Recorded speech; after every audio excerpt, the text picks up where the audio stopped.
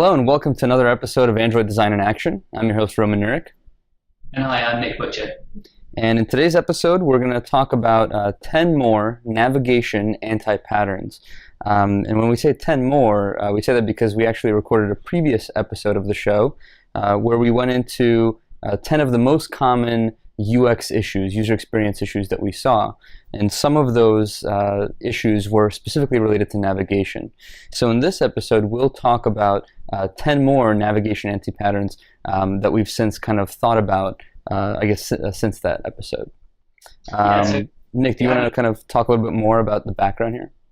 Yeah, of course. If you didn't catch a previous episode, we kind of went into the background that part of our job is to work with a bunch of partners and look at all kinds of applications out there.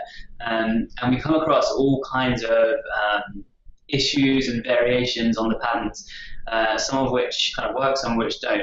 One of the things we often see is when people are new to Android design, they quickly pick up things like the visual language of Android, but they sometimes don't completely internalize the navigation patterns and completely kind of grasp the nuances of some of the consequences of deviating from these patterns. So we wanted to give you the benefit of all this experience and highlight some of the pitfalls we've come across and what you should watch out for and what you can do instead. Exactly. All right, without further ado, let's get started. Okay, so 10 more navigation anti-patterns. The first that we're going to talk about is navigation in the action bar overflow. So this is getting to be less and less common, which is great. But the idea here is that some of the apps that we've seen have put their primary navigation. So, for example, home, store, my items, different categories, browse, things like that. Basically, kind of like the core way to navigate your app. They've put this all into the action bar overflow, and this is really kind of the wrong place to put your navigation. There are a number of reasons for this. I mean, the most common, I guess, the major reason is that now most apps don't do this. Most apps follow the guidelines and use more standard UI patterns for exposing their top-level navigation. We'll obviously talk about those things like the navigation drawer, things like tabs. But really, this is the wrong place to put it. Another reason is actually on older devices that don't have the action bar overflow, it would be hidden under the menu button. And there are lots of issues with the menu button, the hardware menu button. We won't get into all of them today, but this is definitely one of the kind of one of the navigation anti-patterns that we thought was pretty common, but luckily it's getting less and less common. Yeah, generally it kind of goes against the organization of having navigation on the left and actions on the right, and that all the other apps on the platform are training users to look for. So, users not finding certain sections of your apps, if you follow this pattern, it could be that, they're just looking for it elsewhere. So the second navigation anti-pattern that we want to talk about today is using UI patterns in the wrong order, or kind of having the wrong navigational hierarchy. So, we have a couple of, major UI patterns for exposing navigation. Things like the navigation drawer, the action bar spinner, and tabs, action bar tabs, or just regular tabs. So there's actually a pretty strict ordering with how you should use these, in which order you should use them. Basically, when you look at your app in terms of its informational hierarchy, you'll generally create something like a tree, right? So at the top you'll have home, at the second level you'll have your major sections, and then within each section you may have subsections and so on. So one of the things that we've actually seen a handful of apps do is use these different UI patterns to represent different levels of that information hierarchy. Now, the wrong thing to do would be to use, say, tabs to represent the top level, and then the action bar spinner to represent, say, the next level, and then, for example, the navigation drawer to represent the third or deepest level. So this is actually just kind of the wrong way to do it. On Android, these three UI patterns actually follow a pretty rigid level, or a pretty rigid hierarchy. So instead of doing something like this, the correct hierarchy would actually be to always have the navigation drawer represent the topmost level of your application hierarchy. And then, if you have an action bar spinner, that should be the second level. And finally, if you have tabs, it should be the third level. Now, if you don't have a spinner, if you just have a navigation drawer and tabs, such as with Google Play Music, then it would just be the navigation drawer and then tabs. But really, your tabs and your spinner should never precede the drawer. The drawer always should represent the topmost level of your application hierarchy. So this is a somewhat contrived example that we have 3 different levels of hierarchy, of navigation hierarchy in this application. You probably would generally want to avoid that. Perhaps you might do something like having 2 levels of hierarchy in your drawer via a collapsible section, which we'll cover in a section. But if you do have that kind of complex hierarchy, then do respect this. You generally want to go for a kind of a top downward scan. So the highest level, is a natural mapping to the root of your navigation. One thing, kind of wrinkle, I guess, is you'll see here that the drawer is obviously underneath the action bar. The difference being that when you open the drawer, the action bar is expected to transform. So in this instance, you would get kind of only app-wide options. So in this case, the spinner would disappear. You'd probably just have the application name itself, and any actions not relevant to the entire application should disappear from there. So yeah, generally follow that top-down approach and you'll be okay. And another thing with the drawer is that we did have another episode specifically about using the navigation drawer, and we had, I believe, Rich Fulcher and Jens Nagel from the Android design team that talked a little bit about how to use the drawer and in which cases it's most useful. So definitely take a look at that episode if you have more questions about using the drawer. Okay, with that, let's move on. Absolutely. So the next pattern that we wanted to cover is talking about tabs. So tabs in Android have a very kind of strong mental link to horizontal swipe. So whenever you see tabs, you kind of absolutely expect to be able to horizontally swipe between content. So for that reason, if you do have some kind of paginated content, you do want to be careful about putting that within tabs. Because you're going to have some swipe ambiguity. When you see a tab, you expect to be able to swipe to change between them, not to move the content within it. So one thing to add here is that if it's a part of the tab, it's maybe like a small section that's swipeable. Let's say you have horizontally scrolling photo gallery or something like that. If it's a part of the tab, then it's generally okay. There are cases where it's possible to kind of do this. It's just the issue here is that the entire tab contents are another left and right swipe region, and so it creates this kind of ambiguity between, am I swiping between tabs or am I swiping between pages? In cases like if you have a map where it's not really swiping between pages, you're kind of panning a surface, it's also okay, but it's again something that you may want to rethink because there will be that ambiguity. But in this case, this is just kind of one of those textbook cases, I guess, of ambiguity, kind of really messing with the standard Android pattern or standard Android interaction of tabs being directly linked with their content. So instead of doing this, another way to, I guess, solve this issue is to, instead of doing horizontal paging, you can kind of do a vertical scrolling type thing for the tab contents. So basically, anytime you have nested horizontal swiping, really try to think, is there a better way to present this? Maybe it's breaking out the content into a separate screen. Maybe it's using a different interaction, vertical scrolling versus horizontal paging. But really kind of think about that, because that is something that can create that ambiguity. So the next anti-pattern that we're going to talk about is deep or persistent tabs. These often go hand in hand. So first, let me talk about deep tabs. When we say deep tabs, we really talk about, I guess we compare deep versus shallow tabs. On Android, tabs should be shallow. What that means is that there shouldn't be too much navigation within tabs. Maybe you have like a view switch, like maybe like change the sort order or something, or something like that. Or maybe you have scrolling and whatever, but you really shouldn't have any sort of hierarchy or history within a tab. What that means is, in this example, let's say you're looking at the contents of a tab and you select one of these grid items. You should take the user to a new screen. You shouldn't actually take the user or update the contents of the tab with whatever you just clicked on. And then when you press back, it would go back here. This is not something you want to do. This is actually something we would call a deep tab, a tab that has hierarchy or history. And so, the reason for this, I guess, is that First of all, this is just kind of a platform norm. This is not something that's generally done on Android. But the second thing is that, what happens when you swipe to other tabs or switch between different tabs? You actually leave your tabs in all sorts of weird states. And the behavior of what happens when you get back to that tab isn't really well defined. I mean, should you reset the tab back to its top level? Should you, stay where it is? You really kind of don't want to have too much state going on. Really, this is actually a recurring theme. When your app has too much state that the user has to keep in mind, or can be too much state that's maybe unexpected to the user, that's going to result in kind of confusion. So these are things you want to avoid.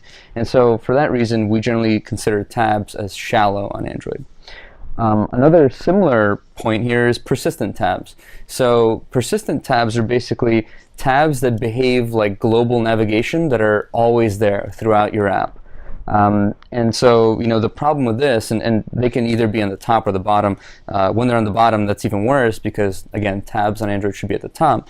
But persistent tabs, regardless of where they are problematic because that's not really how global navigation should work on Android, especially with things like the back button. What happens when you switch between tabs and then kind of do stuff within tabs? The back button behavior is no longer really well defined, and so it's not really a platform norm, as well as kind of there's a lot of confusion that will result from it to have tabs that are persistent across the app. And for that reason, one of the reasons that we created the navigation drawer was to allow apps to create these kind of global context switch type UI patterns or UIs, where to switch between some deep part of one section to a whole other section of the app. You can use the navigation drawer, which is available through an edge swipe. So really, I guess to summarize this very long-winded argument, avoid persistent tabs that are there throughout, and avoid deep tabs, basically tabs that have hierarchy. Anything to add, Nick, before we move on? I think you covered that pretty well. Okay, well, let's do it. You want to talk about, actually, real quick. This is what you should do. Yes, that's right. We had some examples of ways to mitigate this. So in this previous example, you had your tabs, show the contents of the thing you just clicked on. In this next example, instead of showing the tabs, you basically take the user to a whole new screen with a whole new action bar and an up caret or an up button. And then to get back to where the user just was, they would just press the up button. And then, of course, if you have a navigation drawer, you can always expose it here through an edge swipe. So that's deep and persistent tabs. Nick, do you want to talk about back traversing across tabs? Yeah, absolutely. So as Roman was saying about having these kind of shallow tabs, we also consider moving between tabs to be kind of a very lightweight action. It's not something that's going to actually drop history, as it were, drop something into your kind of navigation history. So therefore, the back button should not unwind your moving between tabs like this. So in this example here, if you're on the third tab and you were to kind of tap or swipe between them, tapping back shouldn't unwind you. In fact, if you kind of embrace the fact of having swipe between it would feel pretty unnatural for a tap of a back button to unwind a swipe button. So that's one of the reasons why we say not to do that. Exactly. And a similar area where where the back button shouldn't do maybe what you think it should do is when you're changing between different drawer sections. So for the drawer, you may think if I switch from section 1 to section 3 to section 4, pressing back should switch between those. But actually, the platform standard here, again, for the back button, is basically when you switch between sections in the drawer, you should actually reset your task stack. It's almost like you've entered in a different app. And that's really what the navigation drawer is good for. If you look at an example like Google Plus, for example, the Google Plus app, when you switch between different sections, you're almost entering different apps. And the navigation drawer is really good at these types of scenarios. But really, kind of the guidance here is when you switch between sections in the drawer, you should the pressing back should probably either kick you out of the app, or if your users are getting confused by why is this leaving the app, it should maybe take you to the topmost section. So for example, home. So if I go between home and browse and search and store and categories, pressing back from categories should really only take me back to home and then to the home screen, or just the home screen.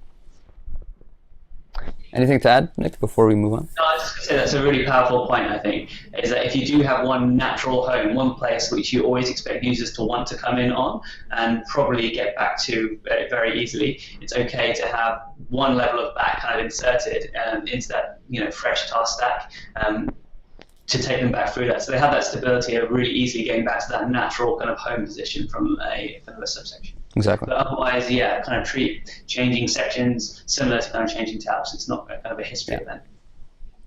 All right, let's move on. Deep navigation drawers. You want to cover this one, Nick? Yeah, next one is one of my pet hates. It's probably a smell, really, that if you're having to do this pattern here of having deep navigation structures in your drawer, it probably means your kind of navigation needs to be simplified somewhat and maybe kind of broken up into different sections or different applications perhaps, or something like this. But the idea of the navigation drawer is it's a stable list of navigation targets which you can always kind of get to and jump between stuff. And you don't want to put any kind of cognitive load on the user to actually kind of remember where they were or where they've kind of gone through. It wants to be a stable thing that when I open up the drawer, I know I can I have my home option, I have whatever option to navigate to. So you want to avoid having different steps, or I've even seen like kind of secondary drawers popping out from the first drawer, which is also pretty crazy.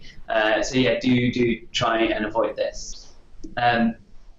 An alternative way of actually having some kind of like subsection behavior, and I think we hinted at this earlier on, it is okay to have these kind of expandable items. And the reason this is kind of okay is because it's not this huge context switch. You're not kind of completely replacing the contents of the drawer with something new and forcing the users to kind of keep up with where they are and they're up to. But it's just kind of an in-place expand which shows the user slightly more options. So that we kind of think is cool.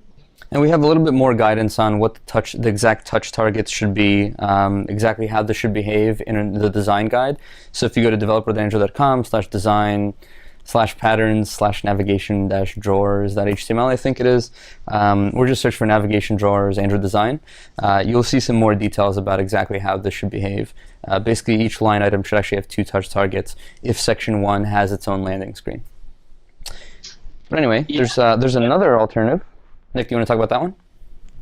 Sure. Yeah. So an alternative might be instead of like putting all your navigation in a drawer, you might break out to another kind of way of doing sub-navigation. So in this example on screen here, we kind of the screen you kind of get to when you switch sections. You can have some kind of more navigation type activity there as well as content. Or as we talked about earlier on, you could combine another navigation pattern. So for example, you might use the drawer for your major navigation sections and then use a spinner perhaps for kind of subsections of that. So don't feel like just because you are using a drawer that you have to have all your navigation kind of like forced right into there in the same place. Think about other ways to allow kind of subsection navigation. And a good example of that, again, is Google Play Music. When you go into its drawer, you see things like Listen Now and then My Library. Under My Library, you see things like artists, genres, and so on. That could have been in the drawer, but that was actually placed into tabs. The nice thing about tabs is that you can actually really quickly swipe between those different subsections. So definitely think about different ways to do this.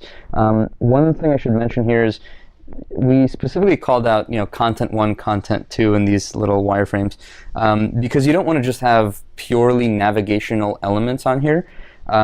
You should add a little bit of content to the screen. You don't want it to turn into a dashboard type thing where you just see a bunch of big icons or a bunch of big text blocks. One of the ways you could do that obviously is to show content. Another is to just show images, show dynamic images representing that section. I think an example of that is Google Play Newsstand. I don't remember off the top of my head, but definitely don't just throw text on the screen. You're talking about the Explore tab, the fifth tab on the Newsstand. It's a nice example. Exactly. All right, our 8th item here is bad drawer transitions. So there are a couple of things that this involves. When we say transition, we both mean the animation, the actual visual change, as well as kind of the transition from one screen that has a drawer to another screen that doesn't. And actually, I think that the next 2 items are related to this. But basically, when you, let's say you open up the drawer and you touch section 1, you shouldn't actually be taken to a new screen with an up caret. Basically, there's a strong guidance that says any screens that are represented in the drawer, so for example here, section 1, section 2, section 3, and so on, when you actually get to those screens, they should also show the drawer indicator. So the first issue here is that you don't actually see the drawer indicator. You see this up caret instead. So that would be incorrect.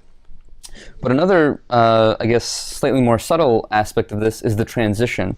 When you go between section 1 and section 2, you shouldn't see the standard default zoom up transition that takes you to a new, or that you see when diving into into content or showing a new activity, showing a new screen.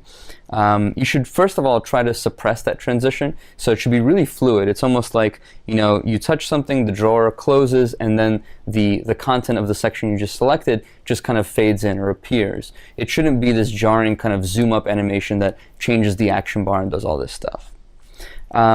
Another thing to think about, I guess more for developers, is, and this is a question that we get all the time, is should I have a multiple activity or multiple fragment app when I'm using the drawer? And there's no easy answer. There's no right answer.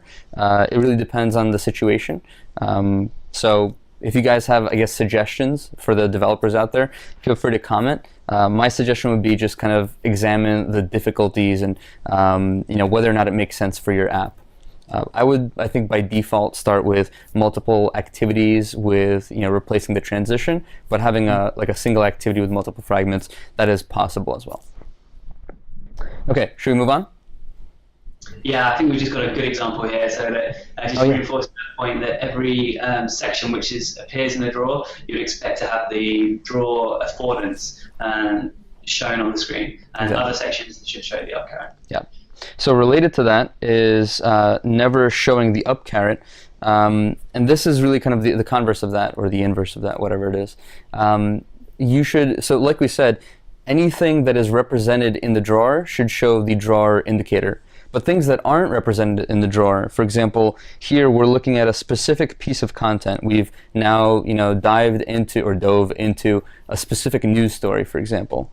At this point, the drawer indicator shouldn't be there. You should instead show the up caret, because you're now in kind of a deeper section or a deeper part of the app within one of the sections in the drawer. And so instead of doing like this, something like this, you should obviously show the up caret. But what you can do to still expose the drawer is allow an edge swipe. And again, this is something that's in our documentation, in our design guidelines. You don't necessarily have to show the edge or the 3 little line indicator, the navigation drawer indicator, to have a drawer. In this case, having the drawer there is more kind of like a power user feature. For folks that discover that gesture, great. For those that don't, that's not so great, but they always have that ability to navigate to those other sections by pressing up. So you're not really keeping functionality from a certain class of users. You're really just kind of adding additional functionality for power users. I guess there's kind of two competing things, like competing for the same space. You want the user to have the hierarchical navigation, to have that strong sense that it's going to keep you within the app and go to a parent type screen. So you want to have the up caret. While the drawer, one of the great facilities of the drawer is that you can have it available to you elsewhere to do these cross-cutting navigation gestures. So our advice to resolve those two kind of competing things is to show the up caret, but allow the edge gesture. And interesting kind of implementation detail, I guess, is what you do if someone does edge swipe the drawer open. I think a really nice way to do this is if you take a look at the way Google Play Newsstand does this, is they'll show the up caret, and as you edge swipe out to open the drawer, they'll crossfade the caret into the open drawer kind of affordance. So it makes sense that when you kind of look at the screen, oh yeah, that's the drawer open, I know that touching that's going to close it. Mm-hmm. Or when you look at the content screen, you have that up affordance, giving you that stability of expectation of navigation. Mm-hmm. Exactly. Should we move on to our last anti-pattern? Yeah, in at 10. Do you want to talk about this one, Nick? Yeah, for sure. So the last one I'm going to pick out is using kind of right side navigation. We touched on this slightly at the top of the show. There's a strong kind of organizational theme in Android to have navigation activities on the left. and actions on the right. I guess with most kind of left to right languages, you scan the page in one way and it kind of reinforces that hierarchy, that this is kind of your navigation, your hierarchy, kind of your top level things, and then content is going to be on the right hand side. So it's perfectly valid. Say, like on this example here, we're showing a tablet which has kind of a larger screen available to it to show something kind of persistently. So you wouldn't want to put that on the right-hand side. You want to keep that left aligned to go with that general organization of nav on the left. Yep, so basically, here's the bad screenshot, here's the good screenshot. This really works with both navigation. You shouldn't have navigation drawers on the right, as well as master detail scenarios. You shouldn't have the master on the right. You should really have master on the left. It should really read left to right. And obviously in RTL locales, like I guess in if your languages in Hebrew or Arabic, this would be flipped. Yeah, so use like the gravity start and end rather than left and right. For exactly. So those are the 10 more anti-patterns for navigation that we wanted to talk about today. I guess it's both kind of navigation and app structure, if you will. If you have any more anti-patterns, if this wasn't kind of, well, this obviously wasn't a comprehensive, exhaustive list, but if you have any more anti-patterns that you want to share, feel free to let us know in the comments, or just post something to Google Plus with the hashtag #AndroidDev, and we'll take a look and possibly comment. So with that, thanks again for joining Android Design in Action. As always, I'm your host, Roman Nurik. And thanks from me, Nick Butcher. See you guys next time.